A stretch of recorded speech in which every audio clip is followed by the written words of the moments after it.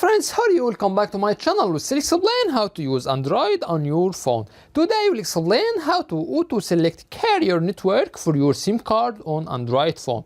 Let's get started and see how can we do that.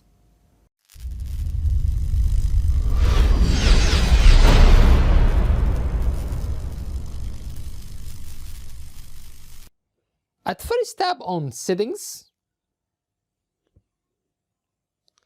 Then press on Dual SIM Cellular Network. Then select SIM card which you want to change carrier. Let's press on SIM card number 1. After that, press on carrier below here. Then press on Auto Select.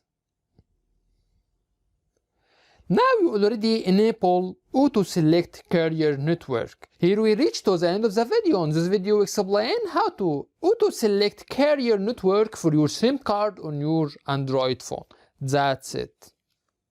If you find that our content is helpful, you can support us by tap on subscribe.